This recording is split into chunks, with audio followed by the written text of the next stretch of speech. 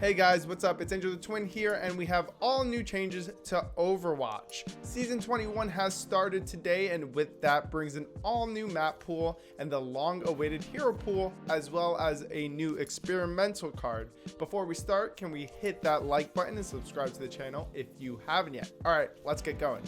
First up, we have hero pools. For the first time ever, certain heroes are going to be banned in competitive play.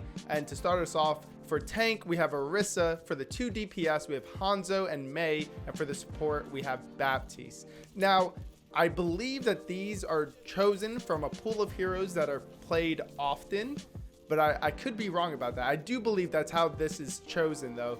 Orisa, I don't see played too often anymore, maybe on Ilios, but Hanzo, MEI, and Baptiste, I can see why they're out of rotation. I'm so happy MEI is out of rotation because I feel like they really need to change her up a little bit. She's a little bit too oppressive right now with her CC.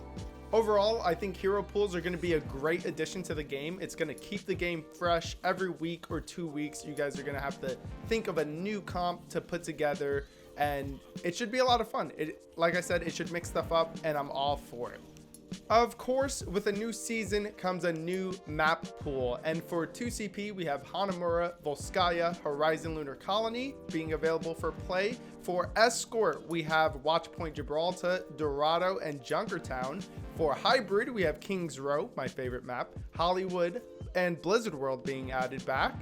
And for Capture Point, we have Lijiang Tower, Oasis, and Busan. I actually like all these maps because none of them are named Paris, and you know, we haven't played on Horizon Lunar Colony in a bit. We also haven't played in Blizzard World in a little bit as well. So I'm excited for these changes. I like Lijiang. I'm so happy they kept Kings Row because I think it's one of their better maps.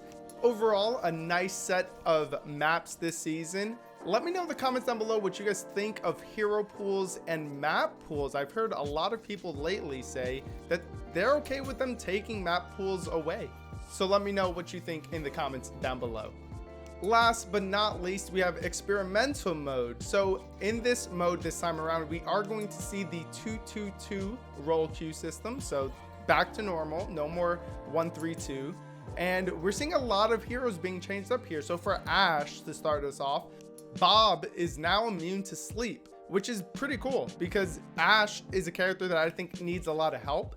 And Bob being able to be put to sleep, stunned, hacked, he just had to be placed perfectly in order to get a lot of value out of him. And now with the immunity to sleep, it's going to help out, especially when you're playing Ana, because Bob's probably the easiest target in the world to sleep. So that's pretty cool. I like that a lot. Next, we have Baptiste, and Baptiste's Exo Boots, the charge time was reduced from 1 to 0.7 seconds. As you guys can see in the background, I was testing this out on the new experimental card, and it's actually really, really good. You get a ton of movement out of Baptiste, a lot of vertical movement, which is great, and you do it pretty fast. That 0.3 seconds that it changed feels fantastic.